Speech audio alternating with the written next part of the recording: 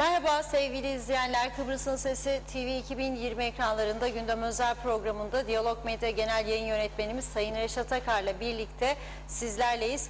Evet, alarmdayız. Suriye kaynaklı petrol sızıntısı sebebiyle çok ciddi bir çevre felaketiyle karşı karşıyayız. Önlemler alınıyor, çalışmalar var, bariyer vesaire açıklamalar yapıldı. Ama ne kadar etkili olabilir? Bu arada Rum müzakereci Andreas Mavroyannis petrol sızıntısı konusunda Kıbrıs Türk tarafıyla temas halinde olduklarını açıkladı. Konuyla ilgili ilk açıklamayı yapan Halkın Partisi Genel Başkanı Kudret Özersay yayınımıza bağlanacak, konuşacağız. Öte yandan dün akşam saatlerinde çok da tepki toplayan, hatta bazı örgütler eylem hazırlığındaydı. PCR testlerinin ücretlendirilmesi konusunda açıklama yapıldı. Karardan geri adım atıldı. Tabii aşılı olanlar için. Aşısız olanlar ve seyahat edecek olan kişiler yine PCR ücretlerini kendileri ödeyecekler. Tabii bir de 21 gün olayı var. Malum ilk açıklandığında, testler ücretlendiğinde daha az tepki toplamak adına bazı sektörlerin haftalık yaptığı test süresi 21 güne çıkarıldı. O konuyla ilgili belirsizlik devam ediyor. Tabii aşıda son durumu da ele alacağız bu konuyla birlikte. Son olarak itfaiyenin çok önemli bir uyarısı var. Sıcak havalar devam ediyor, yangın tehlikesi devam ediyor ve yangınların en çok çıkış sebeplerinin başında da izmarit geliyor. İzmaritlerinizi lütfen dışarı atmayın dediler. Her zaman olduğu gibi tabii ki hepsi ve daha fazlasıyla sizlerin de sorularıyla, yorumlarıyla programımıza bağlı. Sayın Akar, merhaba. Merhabalar Funda Hanım. Herkese hayırlı günler dileyerek başlayalım. Evet, bugün Ağustos ayının son günü. Tabii dün bu programı gerçekleştirdiğimiz saatlerde her şey normal yolunda gidiyordu. Hatta program bittiği zaman Başbakan Sayın Ersan Saner'in güzel bir açıklaması hepimizi mutlu etmişti. Çünkü dün programda kendisine çağrı yapmıştık. Demiştik ki bu karardan geri dönmelisiniz. Geri dönmek sizi küçültmez, tam tersi büyütür ve insanlar mutlu olur, siz de mutlu olursunuz. Yanlıştan dönmek bir büyüklüktür diye çağrımız olmuştu. Program bittikten yarım saat kadar sonra Başbakan Sayın Ersan Saner aşı PCR testleri konusunda aşılı vatandaşlara ücret alınmayacağını açıkladı. Yani geçen hafta açıkladıkları karardan dönüş yapmış oldu hükümet. Dolayısıyla bugün iki teşekkürle programı açıyoruz. Bir, Başbakan Sayın Ersan Saner'e ve Bakanlar Kurulu üyelerine, herkesin, aşılı olanların PCR ve antijen testlerinin parasız olması yönündeki kararlarından dolayı kendilerine teşekkür ediyoruz, kutluyoruz. Doğru olanı yaptılar. Çünkü nüfusumuza göre korona vakaları yüksek düzeyde seyrediyor ve daha havaların sıcak olduğu, hava sıcaklığının 38-40 arası oynadığı bir dönemde bizde nüfusumuza göre rakamlar oldukça yüksek, tedbirler oldukça yetersiz. Bir de bunun üstüne siz PCR antijeni paralı yaparsanız kimse bu testleri yapmayacaktı, uygulamayacaktı ve korona tehlikesi bir o kadar da artacaktı. Ama şimdi diyorsunuz ki aşısız olan vatandaşlar mecburen PCR yapacak, PCR'ın parasını da veya antijen ödeyecek. Şimdi o yüzden aşısız olanları teşvik edici olmasını diliyoruz ve onlara da buradan çağrı yapıyoruz. Aşılanınız. Çünkü biraz sonra Avrupa Birliği'ndeki rakamları aktaracağım ve bunu gördüğümüz zaman da durumun bizimle mukayesesini çok daha rahat yapabilecek herkes. İkinci teşekkür, önümde gördüğünüz bu kocaman tepsi vardır. Tabii içini boşalttıktan sonra ben dışarı çıktım ekrandan. Tepsiye yaklaşıyor. Ama yok. Böyle hafif kaldı. Evet. Şimdi bu tepsi elimde böyle alsın en iyi arkadaş, tamamdır. Görüyorsunuz zaten ne olduğu bellidir. Beni dışarı çıkarmadan, başımı da kesmeden lütfen. Kazasız belasız bitirelim bu yayını da. Başka bir şey istemem. Gördüğünüz gibi aşure var önümde. Cihan Hanım aşure günü daha gelmeden size bunu ikram etmek isterim dedi. Kendi elleriyle yaptı. Sayın Cihan Koroğlu Çok teşekkür ediyorum kendisine. Afiyetle önceden bir baktık çünkü ikisini göndermiş. Bir tanesinden böyle bir baktık. Program sonrasında daha da acıkıyoruz tabii, biliyorsunuz. İşimiz de devam eder geç vakite kadar. O zaman bir tabak daha götüreceğiz inşallah. Kendisine çok teşekkür ederim düşüncesinden dolayı. Sağ olsun, var olsun. Çok emek isteyen bir meseledir bu aşure işi ama geleneklerimizde de vardır. O yüzden herkese de bol aşureli bir hafta diliyorum. Evet, geçiyoruz konumuza. Şimdi dün akşam güzel haberi dediğim gibi almıştık. O güzel haberi almıştık değil mi? PCR'ın aşılı olan kişilerden PCR ve antijen testlerinde para alınmayacağına ilişkin güzel haberi almıştık. Fakat daha sonra bir kötü haber geldi. Ben bu haberi sosyal medyada önce Dışişleri Eski Bakanı, Halkın Partisi Genel Başkanı Sayın Kudret Özersay'ın paylaşımından gördüm. Çok hızlı hareket eden ve erken önlem çağrısı yapan bir siyasetçi olduğu için de kendisine teşekkür ediyorum. Az sonra da kendisini telefona bağlayacağız. Bu konular çünkü ataklık gerekiyor. Eğer bir olay olduğu zaman dur bakalım diyorsanız, hele bir düşünelim bakalım diyorsanız, ama bilmem ne örgüt toplantısı var, oraya gidecektik, şimdi örgüt başkanları bekler bizi, ya ayıptır sofrayı kurdular, şimdi biz bununla mı ilgilenelim diyorsanız iyi siyasetçi olamazsınız. Bu ülkede olunur, ayrı mesele de, yani genel anlamda söylüyorum, olunamaz. Şimdi tabii bu arada da ciddi bir bilgi kirliliği vardır. Diyalog Gazetesi'nin bugünkü manşetini okudunuz. Suriye'nin Baniyas elektrik santralından denize sızan yakıtın bu sabah Karpaz'a ulaşması bekleniyor.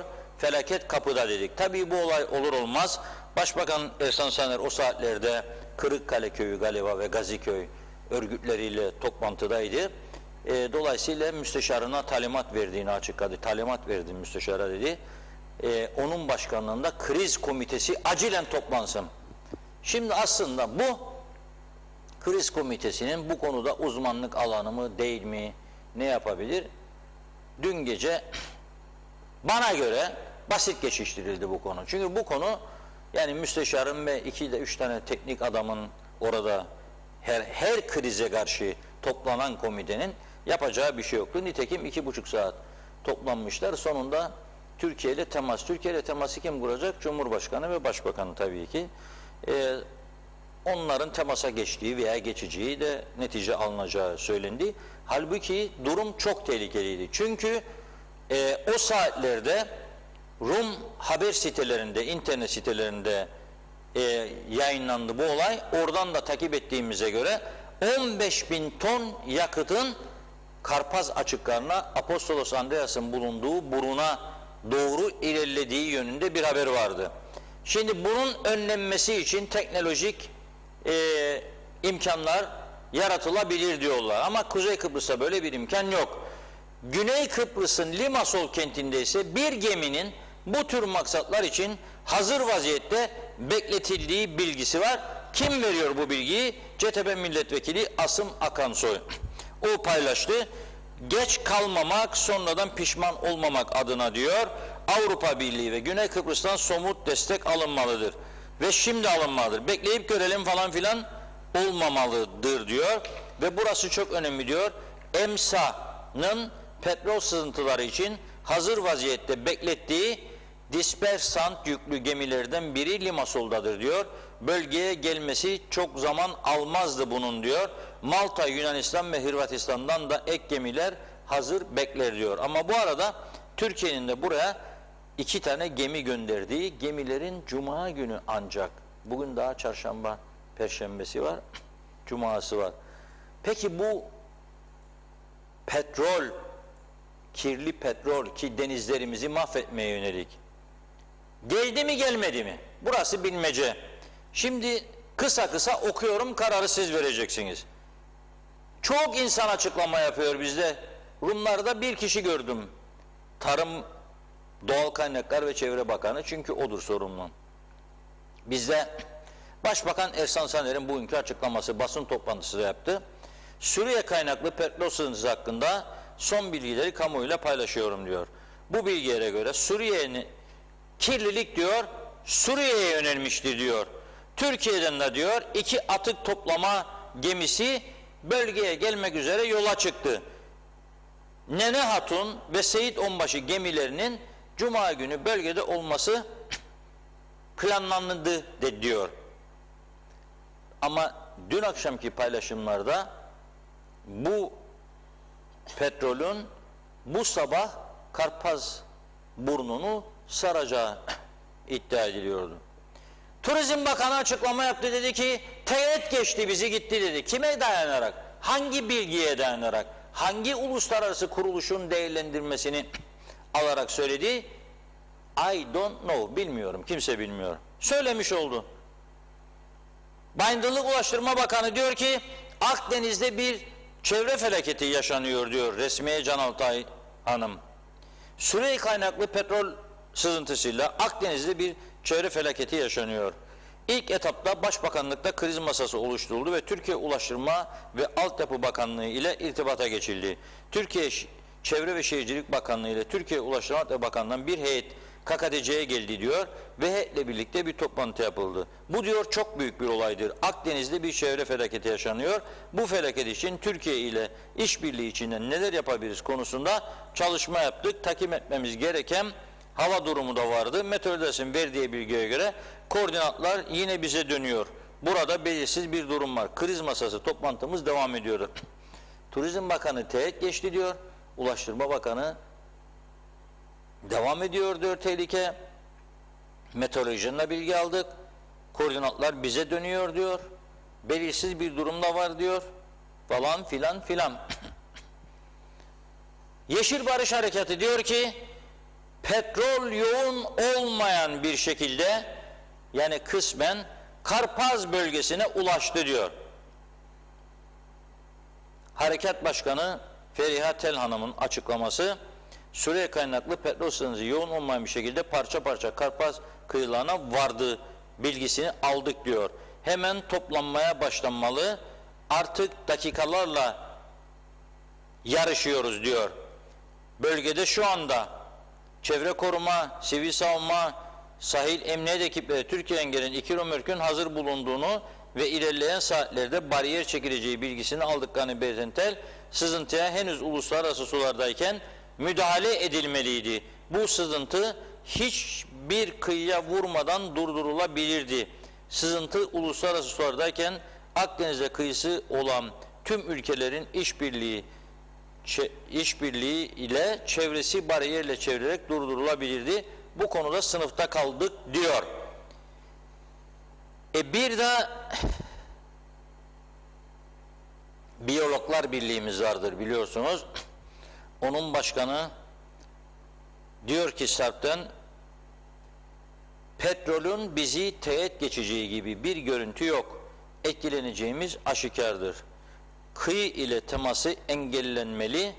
Birkaç yüz metrelik bariyer ile bunun engellenebileceğini düşünmüyorum diyor.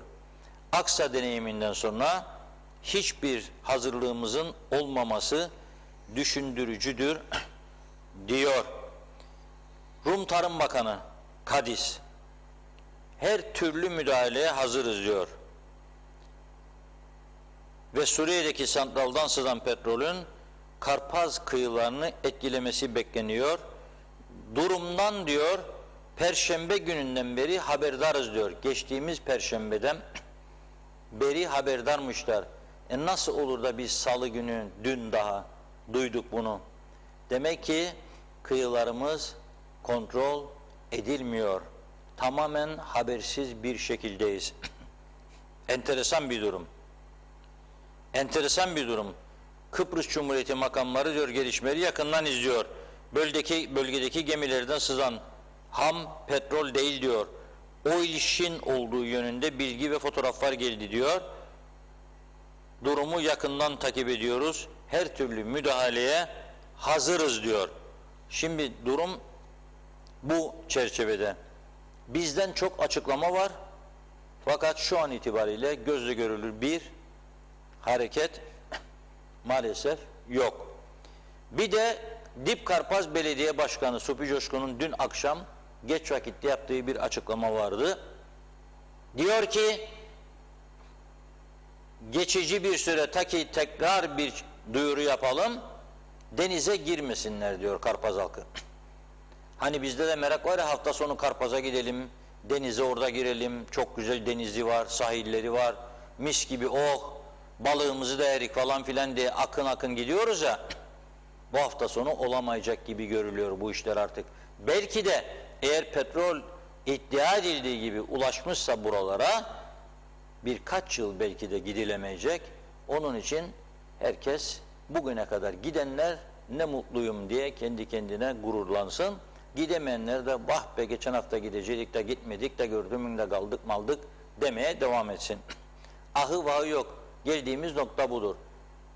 Bir bakıyorsunuz bir saat içerisinde bu ülkede insanların yaşam biçimi, her şey değişebiliyor.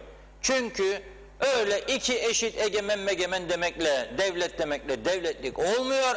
Hiçbir hazırlığın yok, hiçbir konuda aletin yok, edevatın yok, yeterli personelin yok, bilgili insanın yok, hiçbir şey yok. Sadece o demet verir, öteki demet verir, öteki demet verir, öteki demet verir. Aslında ben onlara güzel bir yöntem önermek istiyorum. Eğer ki hakikaten geldi mi gelmedi mi bu kirli petrol kıyılarımıza öğrenmek istiyorsanız Apostolos Andreas Manastırı'na gidiniz. Oranın suyu okunmuş, üfürülmüştür. Belki iyi de gelir size. Ayaklarınızı denizin içine doğru uzatınız, suda kalsın. 1 saat, 2 saat sonra çıkarınız. Eğer ayaklarınızın üzerinde farklı bir oluşum, yani kaygan bir zemin oluşmuşsa petrol gelmiş demek de olabilir. Veya oradan birkaç tane balık çıkarın, kızartın tavada, bu akşam yiyiniz, lezzet değiştiyse gene bir şeyler var demektir. Bizim ülkemizde teknoloji bu şekilde ancak kendini gösterebilir. Ya ayaklar denizde yıkanacak, petrol sızıntısı var mı çıkacak, yani kayganlaşır zemin, ya da balığı yiyecek, anlayacak değişti mi lezzeti, balığın değişmedi mi? Yok be değişmedi diyecek belki de bazıları. O zaman da halka diyecekler ki korkmayın, her şey tamamdır, denizlerimiz pırıl pırıldır, buyurun giriniz. Enteresan bir durum. Tam da böyle iki bağımsız egemen devlet, pasaport masaport, iptali şu bu, Eylül ayı New York, Lut geldiydi gidiyordu falan filan, Menendez Güney Kıbrıs'ta son Türk askeri gidişini hayal ediyorum diyor. Bir şeyler dönüyor, oluyor yani. Ve enteresan bir şey daha, bu Kıbrıs'ı çok seven sırasında diziler, miziler, Türk televizyonlar neden bahsetmiyor bu büyük felaketten? Dikkatimi çektiği için söylüyorum. Birkaç kanalı gezdim, görmedim yani. Belki verenler vardır benim gözüm. Ama anlı şanlı, ünlü ulusal kanalların birkaç tanesine baktım. Sabahtan beri bakıyorum. Yok. Haber değil midir bu? Bir kıymeti, önemi yok mudur bunun bilmiyorum. Enteresan bir durum var. Kudret Bey hazırsa bu konuyu onunla. Neden Kudret Bey? Çünkü dediğim gibi sosyal medyada dün gece ilk paylaşımı onun yaptığını gözlemledik ve verdiği uyarılar var, mesajlar var. Sonra ikinci paylaşımı yaptı Kudret Bey. Onu da gördük. O yüzden dedik ki bu konuyu onunla konuşalım. Ne yapılabilirdi? Yani Dış İlişkileri Bakanlığı yapmış birisi olarak. Şu anki Dışişleri Bakanımız sevgili dostum, gerçekten çok iyi bir dostluğumuz vardır Tahsin Ertuğruloğlu'yla, ama tabii o ayrı bir konu, bu ayrı bir konu.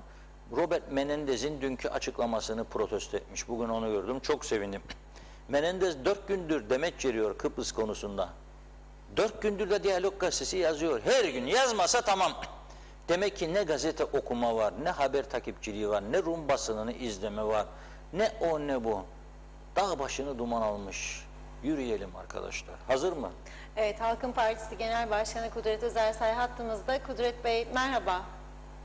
Merhaba, iyi yayınlar. Selamlar hocam, nasılsınız? Reşat Bey merhaba, sizi bugün biraz böyle şey gördüm gene. Hafif depresif gördüm. Dinledim biraz. Evet, yani ya bir karar verdim gerçekten, ciddi de derinliğine düşünmeye devam edeceğim bu konuyu. Evet. Bu ülkede yaşamaya devam için ne özellikler kalmıştır. Evet. Hangisini göz önünde bulunduralım? Havası derdik. Hava teknolojik mahvetti bizi, bozuldu. Her taraf zehirleniyor. Denizi derdik. Şimdi petrol geldi. Balık malık zaten fiyatı oldukça yüksek. Vatandaşların ezici bir çoğunluğu yiyemez. Bunlar diyor siz bağışıklık sistemini yükseltmek için balıkla beslenin kardeşim falan filan diyor doktorlar. O da olmuyor. Beni hayvancı Hasan arıyor biraz önce, programa girmezden önce. Diyor yem fiyatları 10 lira daha arttı, yandık diyor. 5 tane koyun sattım diyor. Çocuğun okul parasını ödeyeceğim diyor. Ancak Evet. aşı olacak mı çocuğum diyor, 15 yaşında olamayacak mı? Nerede olacak bilmiyorum diyor. Bunlara bakıyorum, yollar darmadan, biraz sonra okuyacağım trafik raporlarını falan filan. Domates alırken markette korkuyor, hepimiz korkuyoruz. Patates alırken, salatalık alırken ne için ben daha çok direneceğim bu ülkede acaba diye düşünüyorum ve Evet. cevap arıyorum. Reşat Bey, dünyanın başka bölgelerinde de durum çok iç açıcı değildir. Yani geçtiğimiz yıllarda belki dediğiniz gibi alayım başımı gideyim, bu memlekette yaşanmaz vesaire söylemi çok daha geçerliydi belki, ama bugün dünyanın başka yerlerinde de salgın krizinde veya başka bazı krizlerde veya göçmenlerle ilgili yaşanan sıkıntılarda ya da işte orman yangınlarında veya sel felaketlerinde çok da başarılı olduğunu söyleyemeyiz çok gelişmiş ülkelerin. Bugün daha birkaç ay önce siz de biliyorsunuz, Almanya'nın göbeğinde, Almanya gibi Avrupa'nın en gelişmiş ve en zengin ülkelerinden birisinde çok ciddi bir sel felaketi yaşandı ve insanların can güvenliği sağlanamadı. Ve insanlar ölüp gitti orada, Almanya'da. Evet. Ya da mesela İtalya'da, Fransa'da, İngiltere'de, gene çok zengin ve çok gelişmiş ülkelerde bu korona nedeniyle binlerce insan öldü. Şu anda 4,5 milyon insan hayatını kaybetmiş durumda. O nedenle her şeye rağmen bulunduğumuz coğrafyayı ve bu ülkeyi en azından yani normal bir hayat standardına getirmek için bir çaba sarf etmek zorundayız. Bu anlamda umudumuzu yitirmememiz gerektiğini düşünüyorum. Sizi ben anlıyorum. Herkes isyan ediyor. Ama dünyanın da durumu çok iç açıcı değil, yani onu söylemek isterim. Yani en azından aşılama daha düzenlidir, sağlık daha düzenlidir. Yok, tabii ki. Kanser Ama hastaları ilaç buluyor bizdeki gibi değil. Bugün gene onu da söyleyeyim, yani kanser hastası bir yakınım aradı. Hala ilaçlar yok. Teyzen çok ciddi sıkıntı çekiyor diye. Yani birçok da belirsizlik. itibariyle Sağlık Bakanı başka birkaç projeyi iptal edip oradaki kaynağı buraya aktardıklarını ve sağlık kanser hastalarının ilaçlarının gelmeye başladığını açıklamıştı. Bir canlı yayında dinledim. Bizim yayında açıkladı. Geçen gün, 2 gün önce. Evet. Reşat Bey, yani özellikle dün akşam itibariyle yaşadığımız şey, yani çevre anlamında karşı karşıya kaldığımız bu tehlike ve kirlilik Kıbrıs'a özgü bir şey değil. Dünyanın aslında yaşamakta olduğu ardı arkası kesilmeyen krizlerden bir diğeri. Ve aslında şunu görmemiz gerekiyor. Bu ve benzeri krizlerde çok iyi bir kriz yönetimi çalışması yapabilecek durumda olmamız gerekiyor. Bu bizim tabii ki boyumuzu aşan bir şey. Yani her manada değil ama biraz olsun tedbir tabii ki alınabilirdi. Yani bu memlekette denizlerdeki kirliliği ilk anda müdahale anlamında önünü alabileceğimiz daha ciddi şekilde bariyer tedariki olması gerekirdi memlekette, ama bunları bir kenara koyuyorum. Özellikle üzerinde durmak istediğim şey şudur. Boyumuzu aşan ve Güney Kıbrıs'ında ve belki de tek başına Türkiye'nin de o anlamda gücünü aşan ortak problemler ve tehlikelerle karşı karşıyayız. Dünyanın, Doğu Akdeniz'in, genel anlamda Akdeniz'in ve bölge ülkelerinin ortak bir problemiyle ve tehlikesiyle karşı karşıyayız. Bunun için uzun bir süredir söylediğimiz gibi işbirliği yapabilmeyi becermemiz lazım. Evet. Öncelikle Türkiye ile işbirliği yapabildik mi evet önemli ölçüde Türkiye ile bu konuda dün akşamdan itibaren bir işbirliği yapabilmiş durumdayız. Evet, kendi haline bıraksaydık hükümeti, o baskıyı siyasiler olarak biz, muhalefet olarak biz ve sivil toplum örgütü ve medya olarak siz koymamış olsaydınız ve takip etmemiş olsaydınız, açıklamalar şu yöndeydi, siz de duydunuz dün akşam. Yarın sabah toplantı koyduk da bakacağız veya insansız hava araçlarından bakacağız yukarıdan. Halbuki dün akşam hemen müdahale edilmesinin önemini hep birlikte, hep birazdan söyledik ve hükümet de o anlamda harekete geçti ve şunu hepimiz söyleyelim, gene en büyük sıkıntıda yanımızda duran Türkiye Cumhuriyeti Devleti oldu. Ve Türkiye Cumhuriyeti Devleti'ne minnettar olmalıyız bu konuda. Gerçekten de teşekkür ediyoruz. Neden? Çünkü hem o gemilerin harekete geçirilmesi, hem durumun tespitinin yapılması, hem de diğer açılardan harekete geçme bağlamında Türkiye Cumhuriyeti gerçekten de yanımızda durduğunu göstermiştir. Bu birinci nokta. Ama ikincisi, Rum tarafıyla ortak olan bu problemlerimizin çözümü için, bu tehlikelerin atlatılması için işbirliği yapmamız önemlidir. Rum tarafından Mavroyannis'in, yani Rum müzakerecinin bugün bir açıklaması oldu.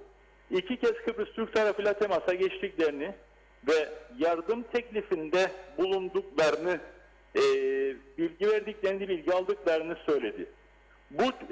Bu husus önemli. Yani sadece Türkiye'den gelecek olan destek ile ve yardım ile bu sorunu bütünen çözmek mümkün olmayabilir. Çünkü çok büyük bir miktardan bahsediliyor Reşat Bey. 15 bin ton.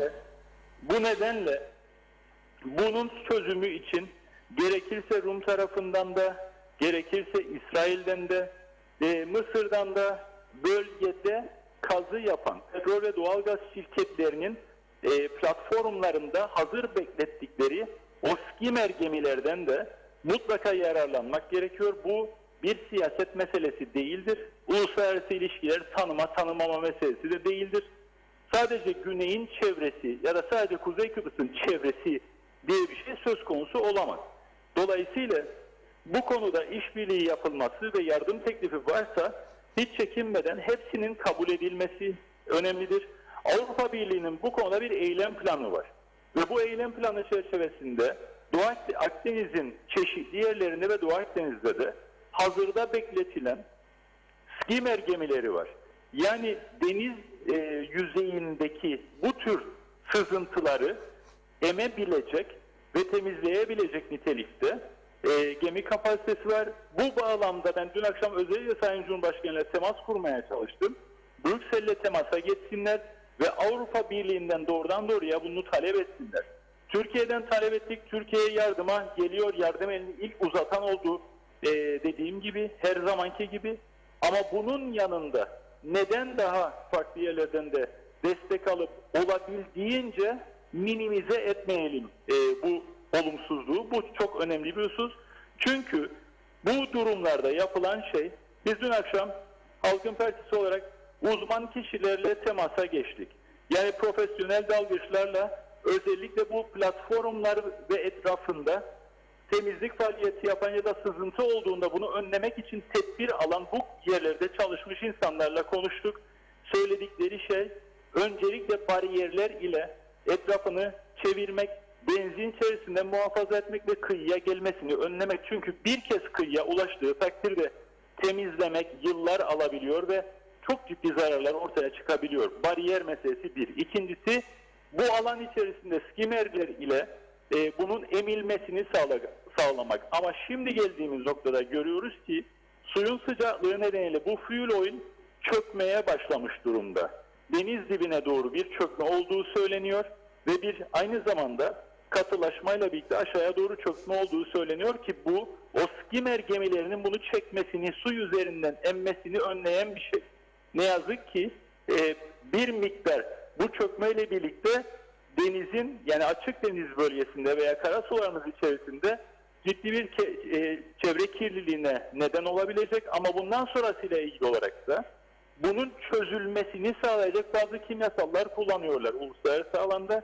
Özetle söylemeye çalıştığım şey şu: sadece Türkiye Cumhuriyeti'nin desteğiyle değil ki buna minnettarız, gerekirse Rum tarafından da, gerekirse bölge ülkelerinden de ama özellikle Avrupa Birliği'nden de bu konuda eğer teklif varsa ki var görünüyor, yardımı kabul etmek gerekir.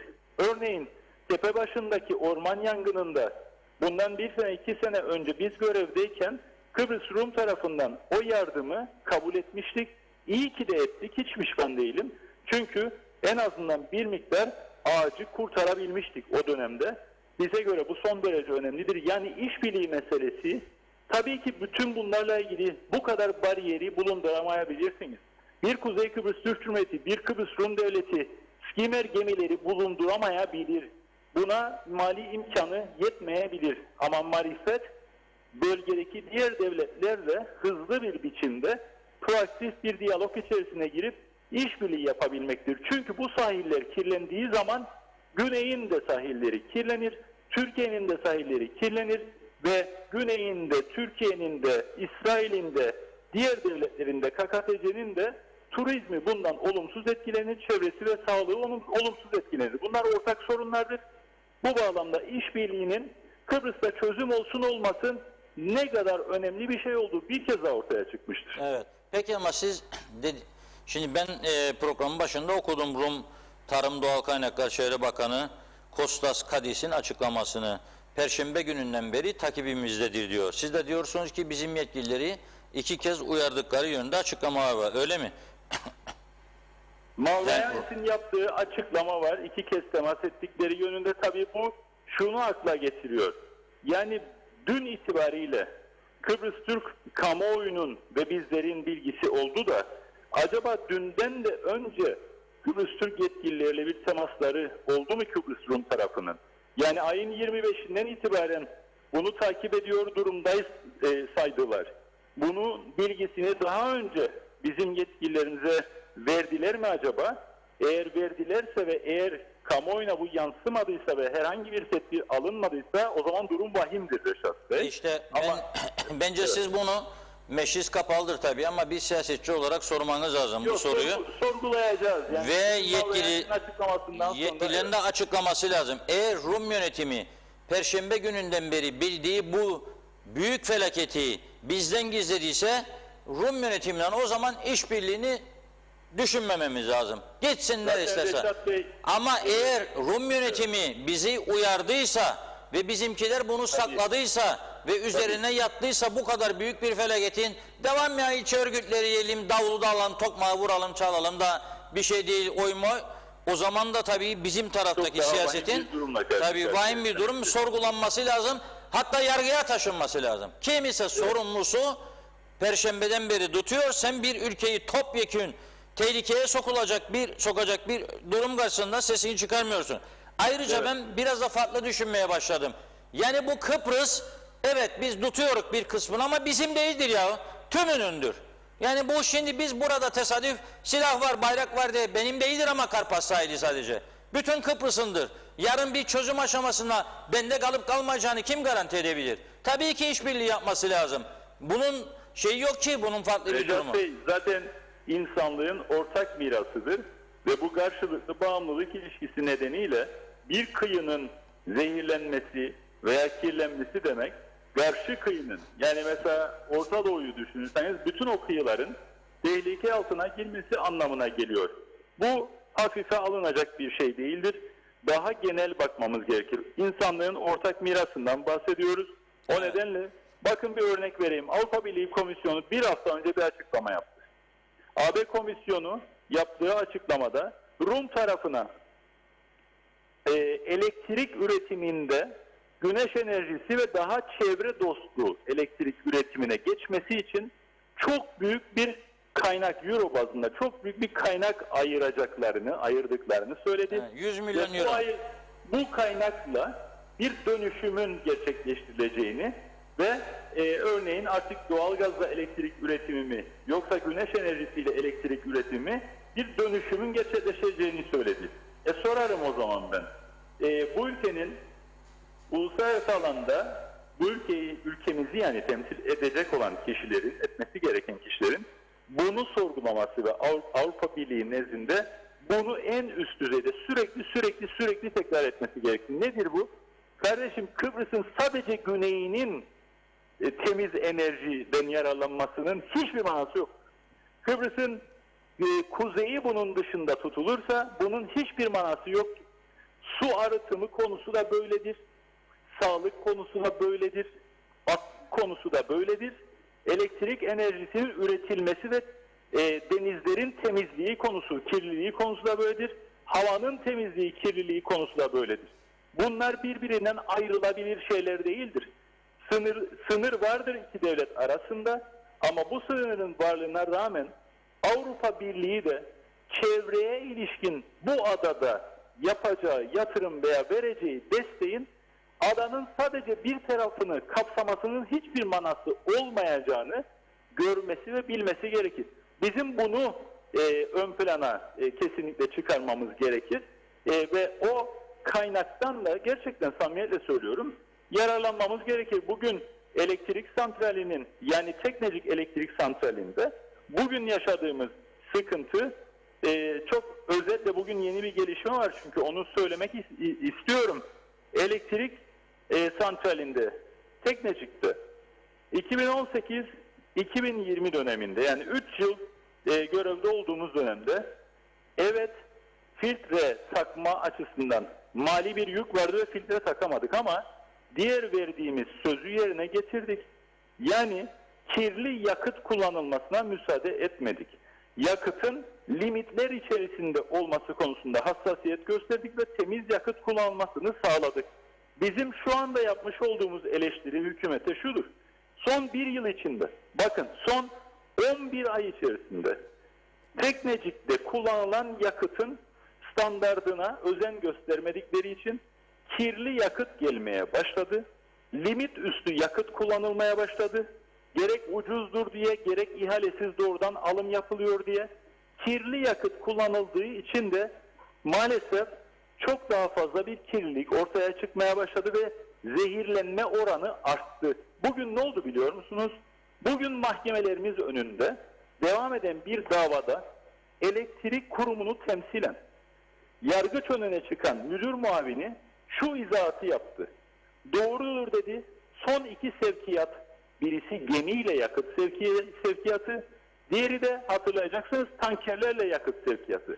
Bu son 2 sevkiyatta gelen yakıtın Kıptek'inde tespit ettiğini, limit üstü olduğunu açıkça söyledi mahkeme önünde. Bunun yapılmaması gerektiğini, üstelik limit üstü olduğu için de yaklaşık 350 bin dolar civarında bir ceza da kesilmesi gerektiğini ama ceza da kesilmediğini açık bir biçimde mahkeme önünde söyledi. Bunu neden söylüyorum? Şunun için söylüyorum. Bir süredir dile getiriyoruz.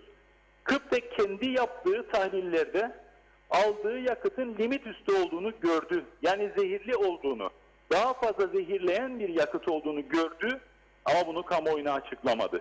Çağrı yaptık hükümete, açıklayın kendi yaptığınız tahlilleri, açıklamadılar.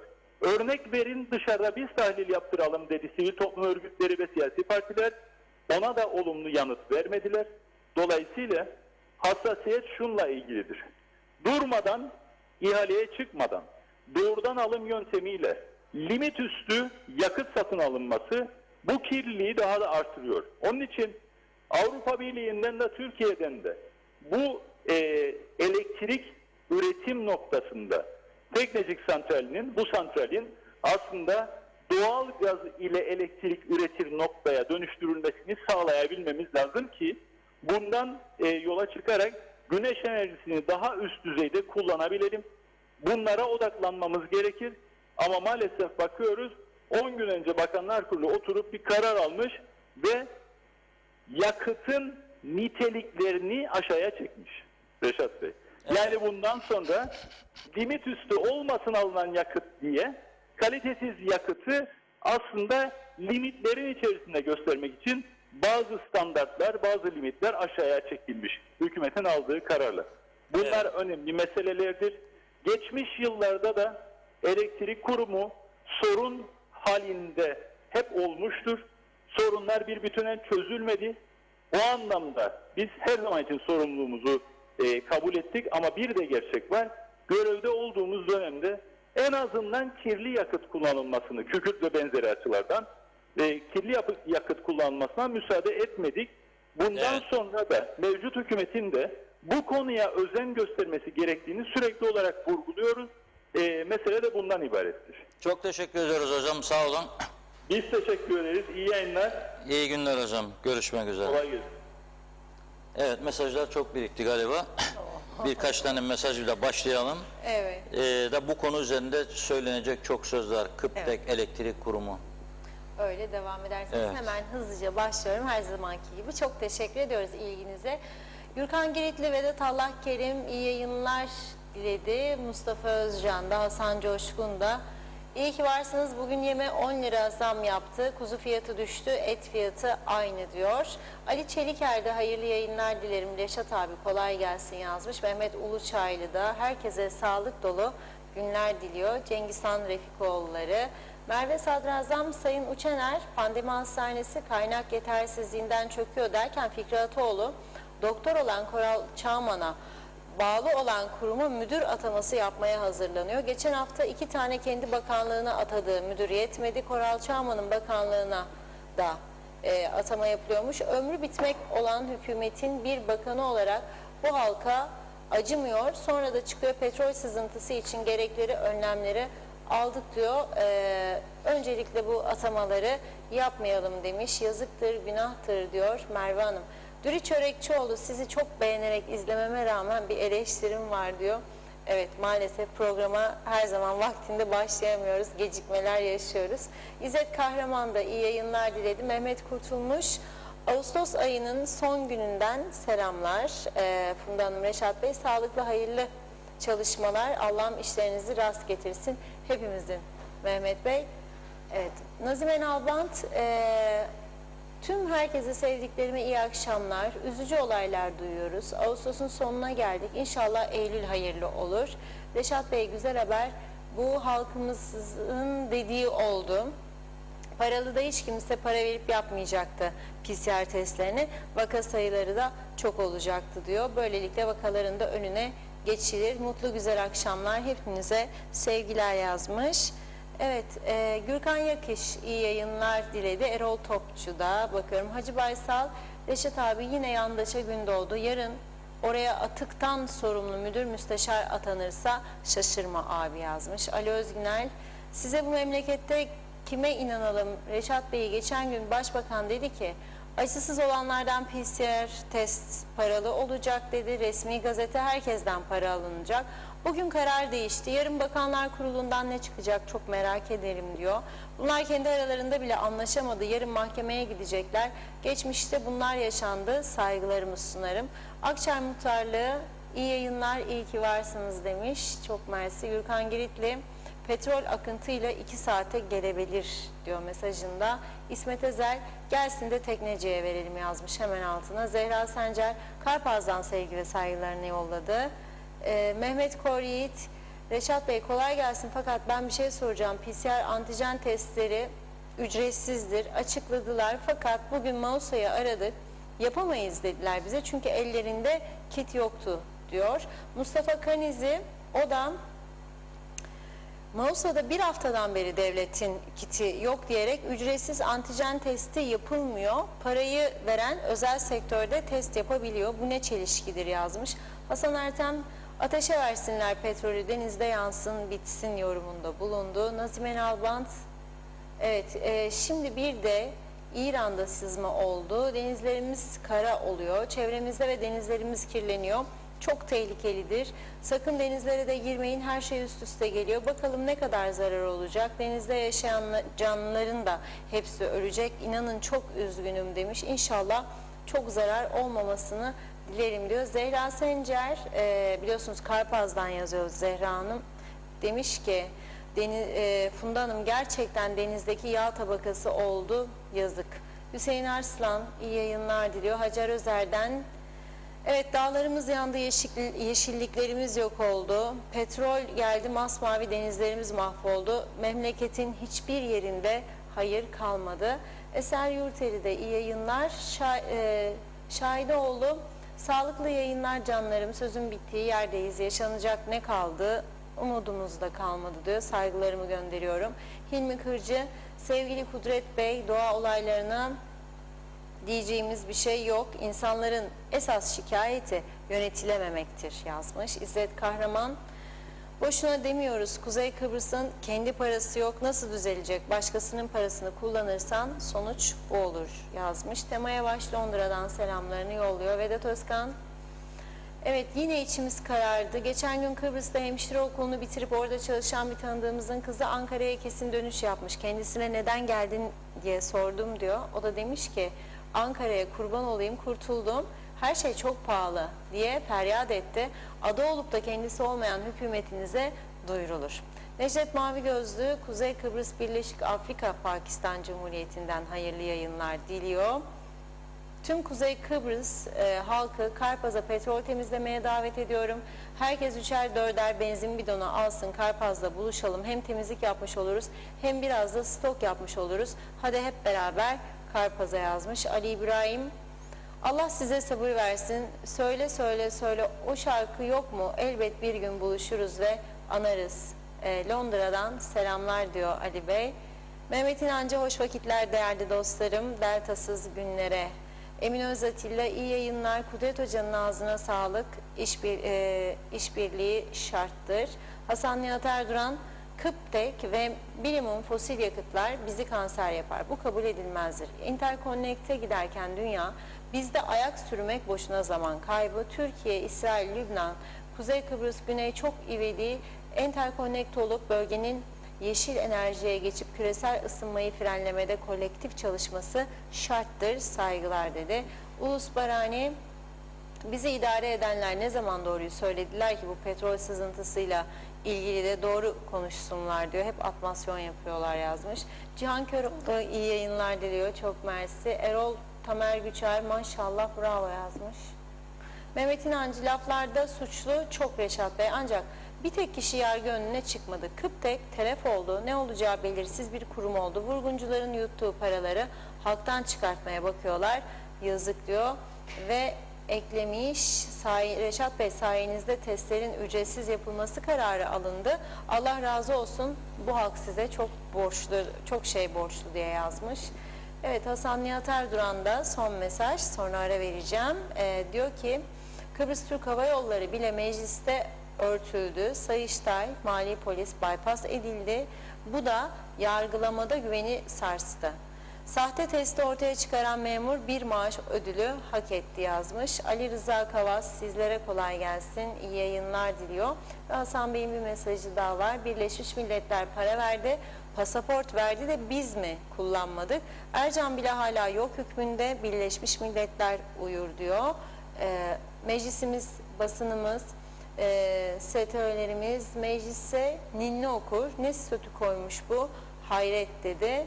Evet, Necdet Mavi Gözlü de hükümetimiz denizdeki petrol akıntısına karşı ne gibi önlem aldı diye soru yöneltmiş. Evet, mesajlara burada bir ara veriyorum. Sözü Reşat Bey'e bırakayım, devam edeceğiz. Buyurun.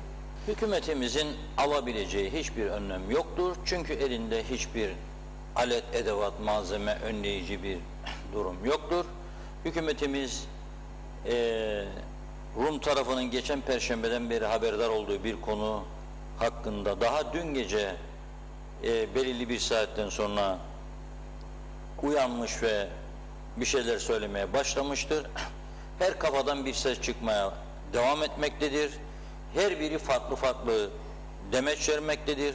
Turizm Bakanı bizi teğet geçti, yani gitti derken Ulaştırma Bakanı çok büyük bir felaketle karşı karşıyayız diyor, geçti diyor, dayandı diyor. Biyologlar, miyologlar, çevreciler da öyle diyor. Herkes farklı bir şey söylüyor. Onun için bizim yapabileceğimiz hiçbir şey yok. Yapamıyorsan her zamanki gibi tabii birinci dayanak Türkiye'dir. Ama Türkiye daha Cuma günü gelecek diyor. Bu petrol geldi geliyor diyorlar. O açıdan da eğer varsa Limasol'da bir gemi onu dünden resmen talep edip getirmeliydi. Eğer Rum tarafı bizi 3-4 gün önce uyardıysa da tedbir almadık. Zaten bu çok büyük bir ihmaldir. Bunun bu şekilde kalmaması lazım. Artık bir şeylerin yargıya taşınıp sorgulanması lazım. Tabii test kitleri parasız olmayacak diye karar alındı ama Sağlık Bakanımız umarım şu anda bizi dinliyordur. Dinlemiyorsa, duymuyorsa duyanlar ona haber versin. Şimdi yazıyor bana izleyiciler, bugün ne Girne'de ne Güzelyurt'ta antijen için test kiti yoktur diyor. Mafiş kurban yok. Dolayısıyla bu merkezlerde çalışmıyor. Halbuki dün bakanlık hangi merkezde nelerin yapıldığı konusunda detaylı bir açıklama yapmış, şema yayınlamıştı. Demek ki çok büyük bir kopukluk var hükümette, kendi içinde. Plan yok, program yok, bilinçli bir açıklama yok, kamuoyunu tatmin etme yok. Şimdi nasıl kıskanmayayım ben Rumları? Nasıl? Bugün çok ilginç istatistik bilgiler var gene Rum basınında. Avrupa Birliği'nin yaptığı açıklamalar var. Şimdi onlara geleceğim. Diyor ki Rumlar, biz 50.000 tane tek kişilik sıra yaptık, açıyoruz altısında okulları. 1. 2 diyor ki 12 yaşın üstünde hepsini aşılayacağız, öyle girecek okula. 3. Bugün yaptığı açıklama var. Pas olmadan hiç kimse okulların içine sokulmayacak. Dolayısıyla anne babalar bilecek ki çocuklarını huzurlu bir ortamda okula gönderiyorlar. Biz neyi biliyoruz? Nasıl olacak? İşte gene Karpaz bölgesindeki hayvan yetiştirici arkadaş arıyor. Diyor ki 15 yaşında çocuğum okula nasıl gidecek? Aşı olması lazım mı değil mi? Olacaksa nerede olacak? Hangi aşı olması lazım bu yaştaki? Var mı bir bilgi? Yok. Yok. Hiçbir şey yok. Ha bir de doğruysa bu tabii çok daha vahim bir durum var. Ancak daha toplumun %51'i bizde aşılanmış. Halbuki bugün AB Komisyonu Başkanı Ursula Hanım diyor ki Avrupa Birliği'nde diyor yetişkinlerin %70'i tamamen aşılandı diyor. Tamamen aşılandı. Ve diyor bu da yetmez diyor. Bu sorun bitmiş değildir diyor. Salgın sona ermedi diyor. Herkes tedbirli davranmalıdır. Herkesi aşı olmaya çağırıyorum diyor. Yeni bir enfeksiyon dalgası ve yeni varyantların önlenmesi için çok daha fazla Avrupalının hızla aşılanması gerekiyor diyor. 250 milyondan fazla Avrupalının şu an itibariyle aşılanmış olduğunu söylüyor. Ve biz bunun içinde 250 bin, 300 bin kişi hala da %51'i konuşuyorsak bizim kültürümüzle knockout. Her şey bitmiştir demektir. Ne kültür kalmıştır, ne sağlık kuralları kalmıştır, ne düzen kalmıştır. Nesine umutlanayım? Evet Almanya'da dedi Kudret Hocam sel felaketi beklenmedik, insanlar öldü ama anında devlet oralara yetişti, etti insanları, rahat yerlere yerleştirdiler, yemesini, gıdasını, zararlarını falan ödemeye başladılar. Birçok ülkede var. Ama en azından sağlık tamamdır. Hastaneler tamamdır. Hasta olanlara yardım vardır.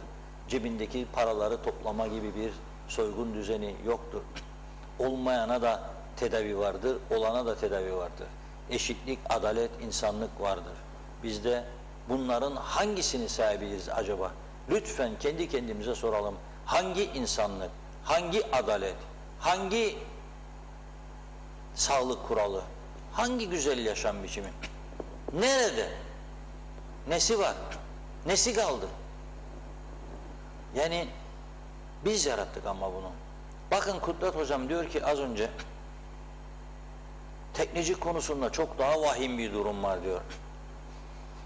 Kötü akaryakıt kullanılıyor diyor. Evet diyor, biz de diyor 3 yıl yönettik diyor. Kurumda da yetkili adamımız vardı diyor ama bizim dönemimizde hiç olmazsa kaliteli yakıt kullanıldı diyor. Şimdi diyor kullanılan yakıtın kalitesi çok kötü ve buna kılıf uydurmaya çalışıyorlar diyor. Doğru mu bu söz? Doğru olabilir. Ama ben şuna bakarım vatandaş olarak. Yani 3 senede sende iyiydi ama şimdi kötüdür. Ben bu kötünün devam edip etmeyeceğini nereden bileceğim? Ben bu kötünün ne kadar daha gideceğini nereden bileceğim? Biri gelir bizim dönemimizde iyiydi, sizde kötüdür diyor. Öteki gelir yok onlar da kötüydü, bizde iyiydi diyor. Arkadaş bu iş açıktır, parmağımızın arkasına saklanmayalım. bu küçücük devletçik, bu partizanlıklarla, bu adam kayırmacı yöntemlerle, kendinin atadığı yönetim kurulu üyeleriyle bilen bilmeyenler hiçbir şeyi yönetemez. Bakın, bir bakkal dükkanını bile yönetemezler. Bakkal dükkanında çünkü hesap kitap ister. Pirinci 15 lira aldıysa 20'ye satması lazım veya 19'a. Eğer 15 lira aldığı pirinci idare edeyim komşuyu da falan filan deyip 13'e verirse 2 lira zarar edecek. 5-6 ay sonra batacak, iflas edecek. Eğer bakkalın buzdolabı yoksa o bakkal buzdolabı olmayan bir yerde dondurma satamaz. Edemez bu arkadaşlar, yapamazlar. Ne aldılarsa ellerine idare edecekler diye sadece istihdam patlaması yaptılar. Sadece ki her iktidar değişikliğinde kendi adamlarını yönetim kuruluna getirdiler. Ağızlarını kapatsınlar diye, ağızlarına bir parmak bal çalsınlar diye, onlara menfaat sağlasınlar, sonra da dönüp o menfaattan onlar da yararlansın diye. Hava yollarını batırdılar, sanayi holdingi batırdılar, etiği batırdılar, toprak ürünlerini hala ayakta duru gibi görünüyor. Borç batağında bizim mevduatlarımız da harcadılar, batırdılar, hiç kimse yargılanmadı. Telefon dairesi batmış, çözüm üretemez durumda. Yaşatmaya çalışıyorlar, yaşamıyor. Ne oldu? Bizi 2 GSM şirketine teslim ettiler. İstediği palayı vuruyor, boynumuz altında bize ödüyoruz bunu. Elektrik kurumu istediği fiyatı koyuyor, istediği akaryakıtı alıyor, istediği zaman sana elektriği kesiyor, istediği zaman açıyor ve sen buna boyun eğmek zorunda kalıyorsun.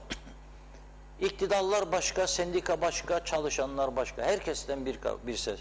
Bu anlayışla nasıl devam edebileceğimizi söyleyebilirler bize. Edemeyiz.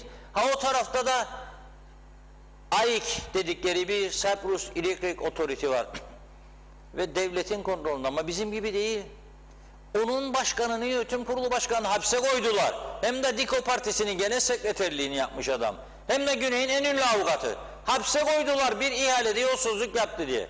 Bizdeki gibi değildir durum. Onlarda başsavcı cumhurbaşkanı 3 saat ayakta sorgulayabiliyor. Seninki titriyor karşısında.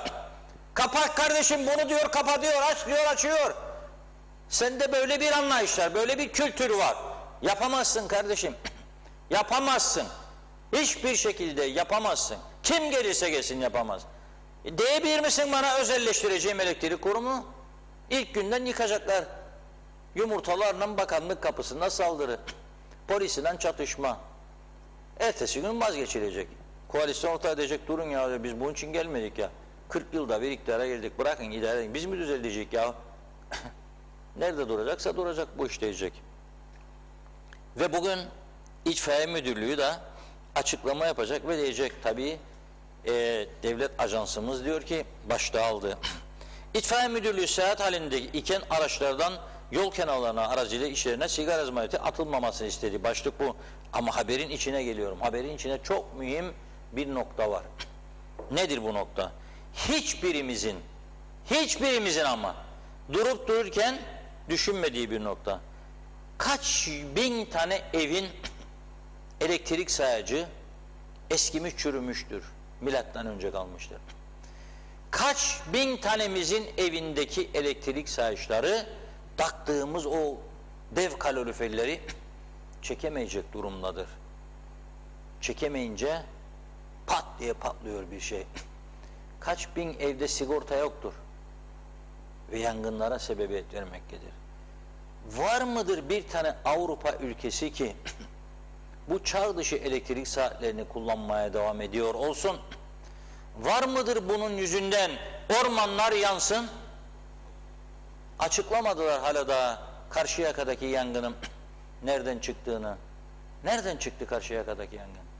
İlk anda Tarım Bakanımızın bile söylediği elektrik travosundan. Elektrik kurumu kabul eder mi böyle bir şeyi? Bakmadığı, hiç kontrol etmediği, adamların yanından bile geçmediği bir trafonun yanmış olacağını onlar da düşünmüyor mu? Düşünüyor ama parası yok içinde, sorumluluğu yok. Şirket onun değil, şirket devletin. Bir şekilde ödeyecek. Ayda 38 milyon, 40 milyon zarar ediyormuş, ödesin. Nasıl ödeyecek? Senin ilaç paranı kesecek işte. Teskiti olmayacak. Okullar diyor açılacak diyor. Hangi nasıl açılacak? Hadi söyleyin bakalım. Nasıl açılacak? Kaç yaşından yukarı aşılayacaksınız? Nerede? Hangi aşı? Kaç kişi aşıladınız? Yoktur böyle bir şey. Öğretmenlerden şey istersiniz. Antijen, mantijen, PCR, MCR. Kit yok. 4 milyon aktardım mı diye evet bizim programda söyledi. Sayın Sağlık Bakanı 2 gün önce alınsın kaç sırasına ilaçlar. Ama yoktur ha. Oradan arıyorlar beni bugün hastaneden. Yok diyor. Nasıl? Böyle bir ülke mi yönetilir ya? Böyle bir devlet mi yönetilir? Geçen hafta paralı dedi, dün parasız yaptı. Memnun da oldum, kutladım mı Sayın Başbakan'a? Doğru yaptı. Doğru yaptı. Yani o cumartesi gecesi yanlış söylemişim, dün beni düzelttiler. Tarım Bakanımızın oğluymuşdu o. Davul şeyi gelebilir mi arkadaşlar? O görüntü. Nazım Bey göbek atıyor, Başbakan da vuruyor, tokmağı almış davulcunun elinden. Davulcu da kızardı, morardı, ne yapsın biçare?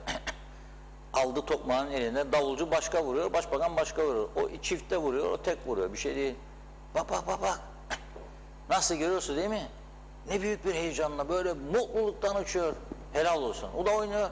Memlekette her şey güllük gülistanlık. Vur patlasın, çal oynasın. Hadi kes beni çıkar. Mehmet Kurtulmuş'tan da bir davul zurna verelim. Dün veremedik. Çalalım oynayalım, en güzeli bu. Ben de deliriyorum bazen, düşünüyorum. Yahu delimin bu kadar konu konuşuyorsun be arkadaş. Bırak ya, memleket bu. Ne konuşsan olmayacak, değişmeyecek bir şey. En güzeli böyle ovaya çıkıp bir davul zurna vur patlasın, çal oynasın.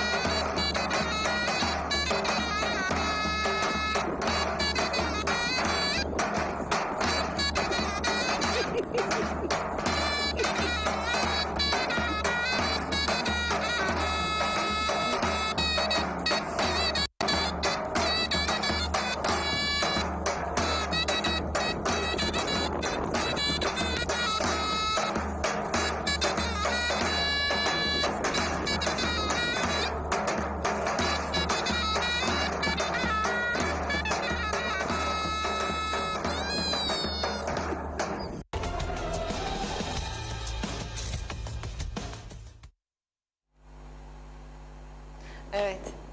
Evet, en iyisi bu değil mi? İşi deliliğe vurup her şeyi normal karşılamak lazım. Ama işte insanlık hali bu. Bazen bir kızıyorsunuz, o an göz hiçbir şeyi görmez. Bağırıp çağırma, gerginlik. Ama sonra oturup düşündüğünüzde vay vay falan, ama geçiyor o zaman. Şimdi bu sigara meselesi, izmarit meselesi çok önemli. Ama ben buradan çağrı yapsam, desem ki arkadaşlar ne olursunuz bu sigara izmaritlerini geçerken yol kenarına atmayınız kardeşim. Yürürken, sözde yürüyüşe çıkıyorsunuz, bitirdiniz, söndürün yerde, toprakta basınız iyice üzerine, emin olduktan sonra devam ediniz desem, bu ne kadar etkili olacak? Bu programı izleyen kültürlü olan insanlar biz zaten yapmıyoruz diyecek. Yahut da doğru ya, geçen gün biz de atmıştık, atmayalım diyecek. Ama bizim ulaşamadığımız çok geniş bir zümre var. Çok geniş. Yani artık böyle çok ağırıma gittiği için söylüyorum. Bir önemli kurumun başkanının asistanı çok önemli. Bu ülkeyi yöneten perde gerisinden kurum. Yahu asistanı bana desin ki Diyalog TV nedir? Diyalog gazetesi nedir? Şok oldum. Dedim bütün Kıbrıs biliyor. Siz burada yaşamıyor musunuz? Yaşıyorum diyor. Dedim bakmıyor musun? Hayır diyor. Niye? Bu ülkenin suyunu içiyorsun, domatesini, karpuzunu yiyorsun. gazetesini. Dizi mi görüyorsunuz akşamları? Evet, dizi en güzeli.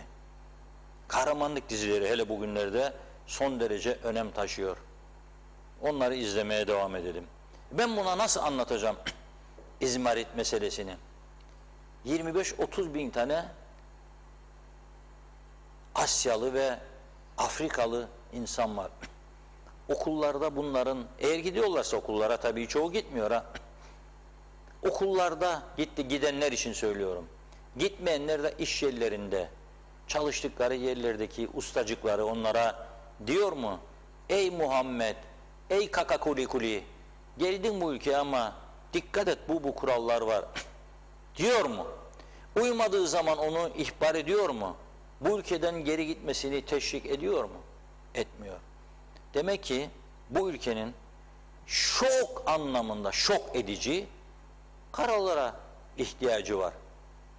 Bu siyaset anlayışıyla olabilir mi bu? Mümkün değil. Bunu beğenmedik, gidecek diyecek yarın. Gelecek olan da koalisyon gelecek. Biri diyecek benim seçmenime sözümdür, biri diyecek benim sözümdür. O onun istediğini yapacak, o onun istediğini yapacak. Bir tane siyasi parti bana gösterin, elektrik kurumunu cesurca özelleştireceğim diyebilecek bir kurum gösterin. Ha bunu söylediğimde bu da ne diyecekler biliyor musun? Aksa özeldir, gazıklıyorum memleketi. Tamam da gazıklamayacağını getir. Ercan'ı özelleştirdik, gazıklıyor. O Ercan'ı denetleyemeyenlere hesap sorunuz. Çünkü vardır bir numarada. Alamıyorlar paraları ve bitirtemiyorlar terminali. Vardır bir şey, bir numara var bu işte. Onu sorgulayın. Sorgulamıyorsunuz. Çünkü düğüne geldiği zaman bir fotoğraf çekiyorsunuz, bütün ateşinizi alıyor sizin orada siyasiler. Düğünümüze geldi koca Cumhurbaşkanı, koca Başbakan. Bak davul da çaldı, tokma aldı, gün badagüm gün badagüm vuruyor.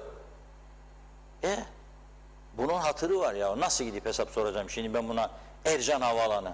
Bana ne? Terminal varsa da var, yoksa da yok. Ama sonra gittiğinizde Larnaka Havaalanı'ndan fotoğraf paylaşıyorsunuz. Facebook'larda, Instagram'larda. Avrupa. Tamam da neden bizde de olmasın?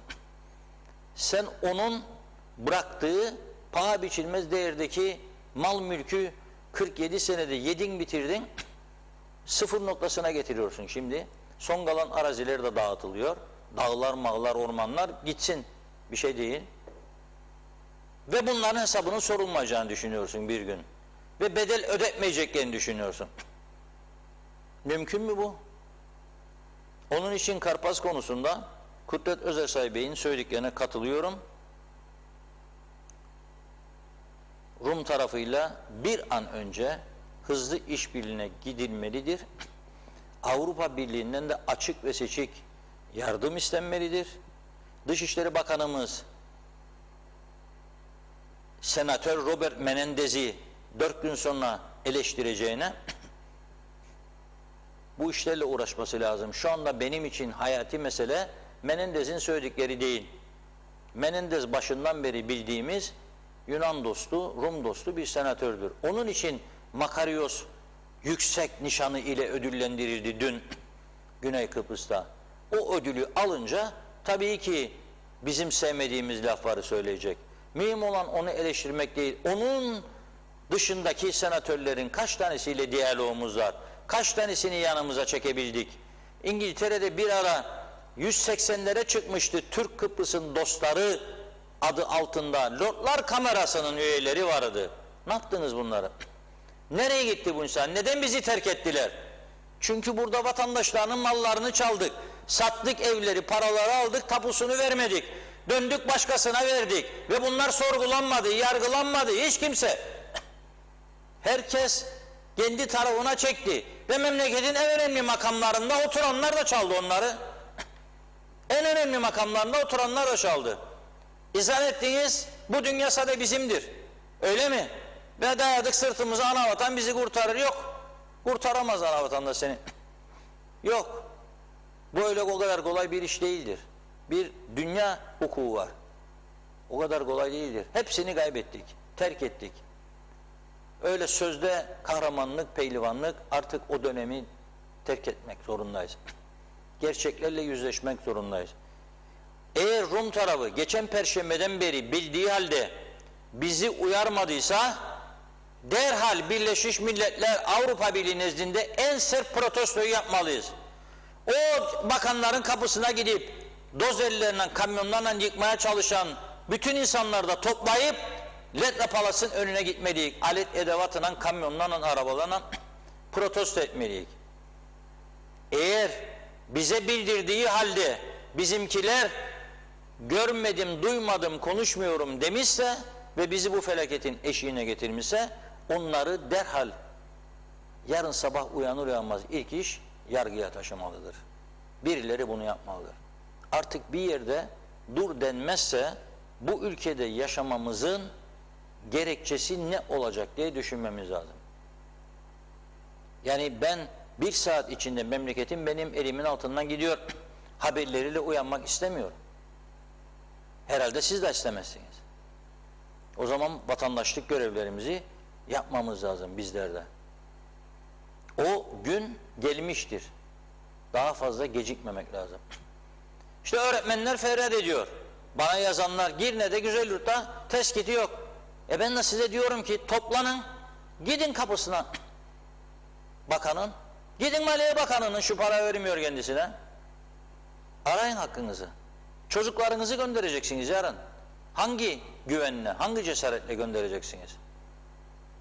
Gene gitmeyecek çocuklar, yazık olacak.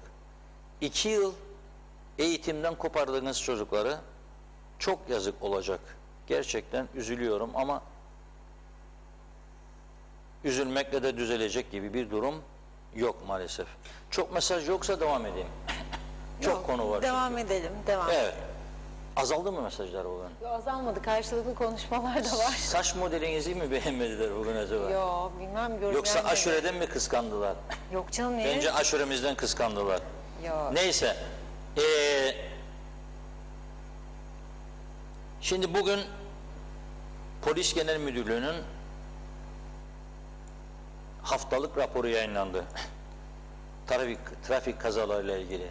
Bu da bir kültür meselesidir. Bakın söylüyorum. Bir kültür meselesi. Girne Lefkoşa arası bugün gelirken baktım 2 yaşında pırıl pırıl bir Mercedes araç önüme gidiyor. Şimdi diyor ki Boğaz'dan Gönyeli'ye kadar point to point kameralar çalışırmış. Bilmiyorum. 100 kilometre diyor. O kameralar konusunda uzman arkadaşımla diyor 15'te şansın var 115'e kadar daya da korkma diyor. O yolda 115'i kaldır. Daha fazla olmaması lazım. Bakın bu korku oldu diye bir büyük çapta da oralarda özellikle bu Ciklos alanında kazalar kısmen önlendi. Öndeki araç gidiyor. 70 kilometre. Aheste çek kürekleri uyanmasın. Diyorum bunun işi yok. 70 gidiyor. Bu Mercedes'i aldın. Ya yok da 70 ya. Bari 90 falan da ya da ışık yakıyorum. Çekil geçeyim. Çekilmiyor da. Sonra 2-3 ışıktan sonra bakıyorum öfkeleniyor herhalde bana. Meğer o saat mesajlaşıyormuş arkadaş. Mesajı durduruyor. Bitirdi herhalde. Yoldayım aşkım geliyorum bekle beni. Sana ne alayım bugün hediye falan bir şeyler gidiyor. Bir basıyor gaza 180. Abi diyorum içimden 100'dür bu yol. 180 bana sinirlendin. Kaç ama ben seni 5 dakika bekliyorum. 75-80. Ne olacak o yol hesaplıyorum 3-4 dakikadır. Boğaz kavşağından Gönyeli çemberi 4 dakikadır. İddiaya girerim. 100-110 arası söylerseniz. 4 dakika sonra yaz mesajını yapmıyor. Bu yüzden de kazalarda korkunç patlama var. Bir haftada 44 tane kaza, bir can kaybı, 14 yaralanma. Bir haftada. Bu sadece polisin raporlarına giren. Ufak kazalar kesinlikle girmiyor artık raporlara. Anlaşın diyor polis sigortalarınızı falan filan. Bir çarptın tık yaralama yok bir şey yok tamamdır. Rapora girmeye gerek yok. Hadi herkes sigortasını anlatsın. Ama bu raporlara girildi. Neymiş kazaların sebebi? Birinci sırada süratli araç kullanmak. Biraz evvel söyledim. 2, dikkatsiz sürüş yapmak. Mesajlaşan adam nasıl dikkatli sürüş yapacak? Yapamaz. Aklı başka yerde. Kavşakta durmamak. Yollar benimdir diyor adam. Vursam geçsem ne olacak? Öldürürsem birini 4 yıldır cezası. Her yıl 3'er aydan da indirim. 3 yıl biter bu iş.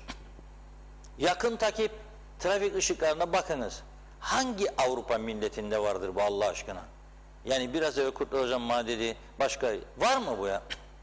Yahu dayıyor kıçına arkadan önündeki arabanın, böyle dayıyor. Bir saniye kazanacak, bir saniye. Ne iş yapıyorsun sen de bir saniyenin senin için önemi var? Para transferi mi yapıyorsun? Nedir işin? Dağıtıcı mısın? Fırına mı yetişeceksin? Nereye? Kaportacı dükkanına mı? Ne giden bu adam üzerine değdiriyorsun? Çünkü sürüş kültürü yok. İnsana saygı yok.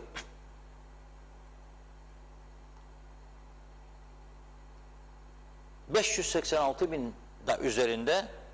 ...bu sadece kaydedilen zarar varmış. Şimdi geliyorum daha önemli bir noktaya. Polis zaman zaman... ...çıkıp denetimler yapıyor. Zaman zaman ha. Yani... ...sürekli olsa korkunç durumlar çıkacak ortaya. Keşke olsa... ...ben olmasını istiyorum. Bu bir haftalık süre içerisinde... 6.730 aracı durdurmuş polisimiz. Kaç kişi olabilir? Bunların içerisinde suç işlemiş olan kaç kişi olabilir sizce? Bir Avrupa ülkesinde 6.000 araçtan, sürücüsünden kaçı sizce olması lazım? %1, 2, bizde %10 üstü. 902 araç sürücüsü, %15. Düşünün siz. Neymiş suçları? Gene geliyorum. Tabii başardı, gaza yapmadı. 294 tanesi bunların sürat. 7 tanesi tehlikeli sürüş. 20 tanesi dikkatsiz sürüş. 50 tanesi ruhsatsız. Ruhsatsız çünkü araç kayıt dairesi doğru dürüst çalışmıyor. Ruhsatsız çünkü doğru dürüst denetleme yapılmıyor. 153 tanesi seyir halindeyken cep telefonu ile konuşuyormuş. Büyük başarı. Kurallara uymayan, işaretlere uymayan 133 kişi. Şimdi devletin en büyük gelir kaynaklarından biridir ruhsat, araç ruhsatları. Senin yeterli polisin ve denetleme gücün yoksa bu gelir kaynaklarından da mahrum olursun. O yüzden diyorum bizim Kuzey Kıbrıs'ın bugün sayarsanız en önemli ilk 3 sorunu bana göre bir tanesi trafiktir. Yollarda can pazarı vardır. Sağlam çıkıyorsunuz, sağlam gidip gitmeyeceğinizden emin değilsiniz. Aşırı derecede alkollü sürücüler var geceleri. Madde tesiri altında sürenler var. Özellikle çok sayıda yabancı uyruklu. Müthiş madde kullanımı var. Müthiş. Paralar da nakittir. En pahalı mağazaya gidiyorlar. Ne kadar diyor hesap? 28.000 lira çıkarıp tak nakit koyuyor önüne. Neredendir bu? Kontrol olmayınca tabii ki bunları ortaya çıkarmak mümkün değildir. Evet, buyurun. Mesajları hemen başlayalım okumaya. Hüseyin Koltan, onda kaldım sanıyorsam. Sağlıklı günler, iyi ki varsınız. Ağzınıza, yüreğinize sağlık. İyi yayınlar dilerim. Reşat Bey, her zaman öneri ve uyarılarınız çok önemli olduğu için çok güzel bir karardan döndüler. Reşat Bey, size çok teşekkür ederiz diyor. Ali Taner Kocano, Reşat Bey, Mausa'da antijen test yok, ne olacak bu iş? Güney Kıbrıs'tan 100 sene geriyiz. Öyle söyleyince de o sahte milliyetçiler Rumcusun der yazmış. Necati Emir Halil, geçen gün Londra'da bir AVM önünde bir mobil araç içinde bedava aşı yapıyorlardı ve yine bedava antijen paketleri dağıtıyorlardı. Her pakette 7 test kiti vardı. Ben de 2 paket aldım. Mehmet İnancı, bravo Reşat Bey, çok doğru söylüyorsunuz. Küçük bir adada her şey tamam olmalıydı. Ne yazık aşılar beğenilmez, aşı olunmaz. Aşı olmayanların hayatı hüsrandır diyor Mehmet Bey. Sayar Eker, Avrupalıyız selamlarımızla. Eğer biraz dürüst olmaya gayret edersek. Kamil Köse, 47 yıldır açık hava hapishanesindeyiz.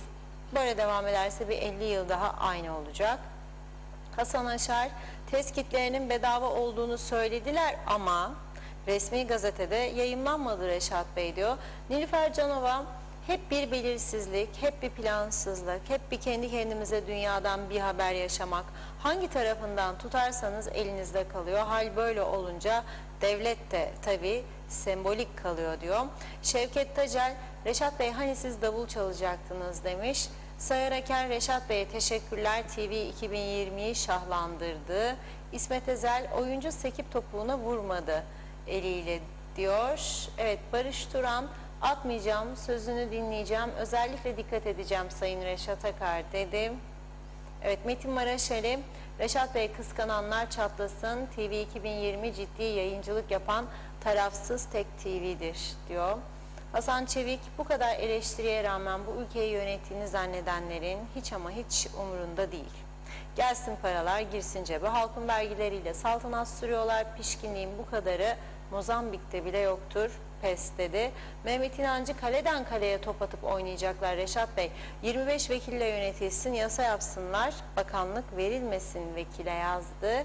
Çağatay Donner, yine sinir oldum diyor Çağatay Bey. Bugün yorum yapmayacağım demiş. Necdet Mavi Gözlü, Kuzey Kıbrıs'ın nüfusunun %51'i aşı olmuştur derken bizim nüfusumuz kaç bin kişidir ki bu %51'lik bir hesap ortaya çıkmıştır. Yollarda arabalardan geçilmiyor. Hangi bölgede olursanız olun arabalar çift sıra. Trafik ışıklarında en az 2-3 ışık beklemek zorunda kalıyoruz. Yani kısacası bizim nüfusumuz öyle 350-400 bin değildir. Burada en az 1 milyon nüfus var. Yani buna göre aşılanma yüzdesi 1 milyon nüfusa göre demiş Güle. %51'lik yüzdesi de %30'lara düşer. Hiç güzel haber duymamamıza rağmen program süper. Güzel olan sadece programınız. Yarın yine buluşmak umuduyla diyor Necdet Bey. Çok mersi. Tema Yavaş. Reşat Bey, İngiltere'de 6 gün sonra tüm okullar açılır. Tüm öğretmenler aşılarını yaptı. Öğrencilere ise evde kendi testlerini yapmaları için antijenler verdiler. Haftada 2 kez. Hasan Kebapçı, iyi yayınlar diliyorum, o kadar. Keşke her izleyen bir mesaj atsa ve aydınlatıcı bilgileri varsa herkese paylaşmakla yetinse yazmış. Ömer Beyuz Karavezirler, bir konuda yanlışlık var diyor. 2 şirket özel şirkettir. Onlar istediği gibi fiyatları yükseltir. Kıptek özel değildir. İstediği gibi fiyat yükseltemez. Devlete bağlıdır. Devlet tarafından yükseltirler. Bu da devletin başarısızlığıdır. Sayın Arıklı başa geldiğinde hırsızlıktan, yolsuzluktan bahsetti. Soruşturma açtı. Bugün adaya gelen yakıtın ihalesiz alınmasının, kalitesinin düşük olmasının sebebi de Arıklı'dır diyor. Kendine de soruşturma açsın da görelim yazmış. Derviş Özyiğit, Larnaka ve Baf Havalimanı'na bizi muhtaç edenler utansın. Sayar Eker, gündem özel timinde aslan pençesi var yorumlarıyla diyor. Evet, bakıyorum. İsmet Ezel, okulların açılış şartları nerede yazar diye sormuş. Zeka Üçer Londra'dan iyi yayınlar, selamlar dedi. Çok mersi. Hasan Kebapçı, az önce bir TV kanalında izledim. Karpaz'a yanaşmakta olan felaket hakkında Rum Bakan açıklama yapıp Avrupa Birliği'ne ait bir gemi limanda bekletiliyor. Hemen göndermeye hazırız demiş. Fakat Kuzey Kıbrıs yetkililerinden herhangi bir yanıt verilmemiş. Mehmet Akın da okullar açılacak mı diye soruyor. Hasan Nihat Erduran, 115'te süreni yakalar, soldan sağ şeride geçme şerididir, doğru kullanmak lazım şeritleri diyor. Evet, Hasan Nihat Erduran yine gelir vergisi rekoru kıranlardır o yeni lüks araçları kullananlar. Diyalog 27. sayfada isimleri var. Bugün yılda 300 lira vergi ödeyenlerde sıra. İftihar ettim maşallah demiş. Abi Hüseyin, 74 öncesi Kıbrıs'ı özledik. Kendi ana vatanımızda bizi azınlık durumuna getirdiniz. Ne mutlu Kıbrıs diyene yazdı. Yana direkt ben kaç senedir hep aynı şeyi söylerim. Buradaki ehliyet sınavları çok kolay. Kazaların en büyük nedeni budur. İnsanların kuralları, levhaları bilmez. Araba sadece direksiyonu çevirmekle sürülmez. Çünkü kurallar var bu işin. Bir de yollar çok kötü. Işık yok. Girne'den gece sürmeye korkuyorum. Birisi yola atlarsa görme şansım sıfır ve daha neler neler diyor mesajında. Ahmet Köle de bütün motorlu araçlara kamera takılması zorunluluğu getirilmesi gerekiyor yazmış. Nilüfer Canova taksiciler kamikaze gibi yola atlıyorlar. Bir de üstünden yol vermediğin için kadına bile bağırıyor. Bunu da kendine hak görüyor. Akşam eşimle Monsa'dan Boğaz'a gelirken ısrarla sola çekilmiyor. İki arabada pabuç kadar telefonlarda konuşuyorlardı dedi. Metin Maraş Ali, esas olan trafik kurallarına uymamak en büyük sebebidir kazaların olmasının. Vedat Özkan, trafik suçu işleyenlerin aracı 6 ay hapis edilmeli. Almaya gittiğinde de 6 aylık park parası, işlediği suçun parası, araç çekici parası alınmalıdır. Bak bakalım trafik suçu nasıl azalıyor? 80'li yıllarda Libya'da cezalar böyle veriliyordu. Evet, Hasan Nihat Erduran, sürüş ehliyeti aracıyla yolcu ve yükünü mevcut hava ve yol şartlarına uyarak taşıyabilene yasa gereği ihtar edilir. Hava ve yola göre kullan diye emreder yani dedi. Fatih Çevik, bu ülkede her iş yeri Pakistanlı çalıştırıp işe alıyor. Bu işin sonu ne olacak? Zenciler bu ülkenin sahibi oldular demiş. Gürkan Giritli de okullar hangi koşullarda açılacak diye sordu. Fatoş Köroğlu, iyi akşamlar, iyi yayınlar diliyor. Mehmet İnancı, Reşat Bey sayenizde testlerin ücretsiz yapılması kararı alındı. Allah razı olsun, bu halk size çok borçlu dedi. Son bir iki mesaj kaldı. Hüseyin İbrahim Kaptan, iyi yayınlar diliyor. Çok mersi. Son olarak Gürkan Girit'le aşıların muhafazasını denetleyen var mı diye sormuş diyorum. Bugünlük mesajları burada noktalıyorum. Sözü Reşat Bey'e bırakayım. Buyurun. Evet, 2 tane özelden gelen fotoğraf vardı. Yayınlayalım arkadaşlar. Bir tanesi bu İngiltere'den gönderildi bize. İngiltere'den gelen mesajı okuyorum. Programınız muazzam. Allah sizlerden razı olsun diyor. Süper program. Sizleri yürekten tebrik ediyorum diyor. Teşekkür ediyoruz. Bir diğer fotoğraf Hüseyin Bey'den gelmiş. Kıbrıs'tan. O da şöyle diyor. Kime sorsam sizi söyler diyor.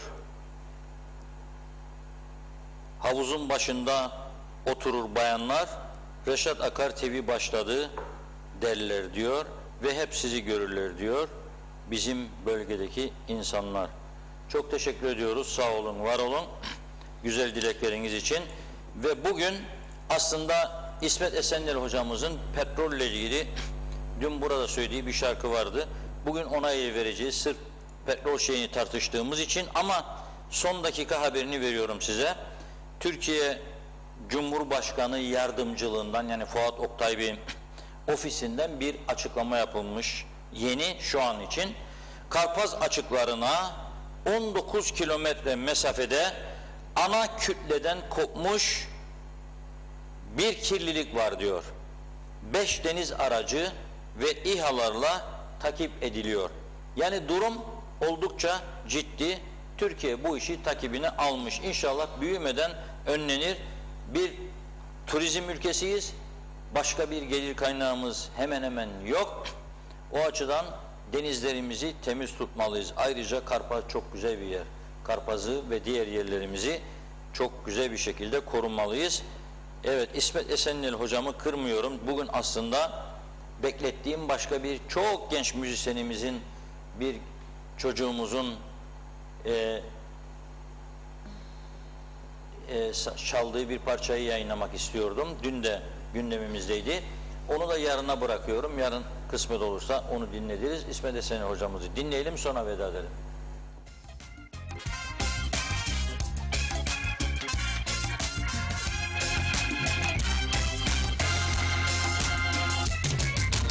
Senin sevgin gözyaşı, özlemle dolu. Memlekette barışlı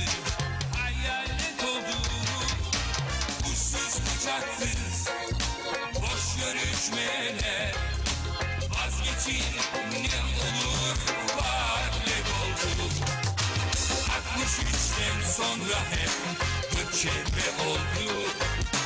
Yaprak misali sanki savrulduk durduk. Bir gün New York'a, bir gün İsviçre.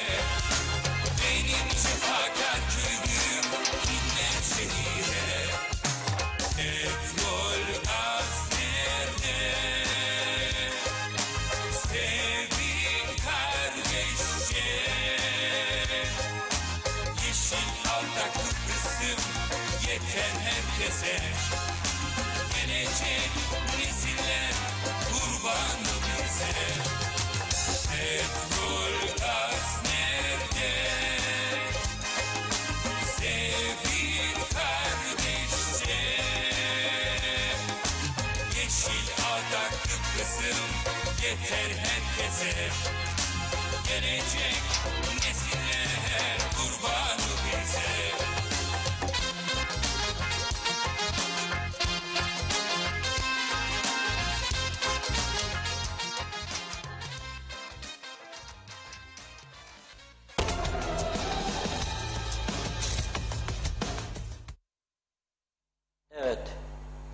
Evet. İsmet Esenler hocamızın kendi bestesiydi bu. Onu sizlere dinlettik. Çok teşekkür ediyoruz kendisine de bu güzel beste için. Ve gözümüz kulağımız nerede? Karpaz'da olacak. Bu akşam gelişmeleri izleyeceğiz. Yarın sabaha kadar olacak olanları izleyeceğiz. Ve yarınki programımızdaki bütün gelişmeleri sizlerle paylaşmaya çalışacağız. Bizleri izlediğiniz için çok teşekkür ediyoruz. Sağ olun, var olun. Yarın yeniden buluşmak üzere. Hoşça kalın. Biz de her zamanki gibi size teşekkür ediyoruz. Evet sevgili izleyenlerimiz, programımızın sonuna geldik. Yeniden görüşünceye dek hoşça kalın.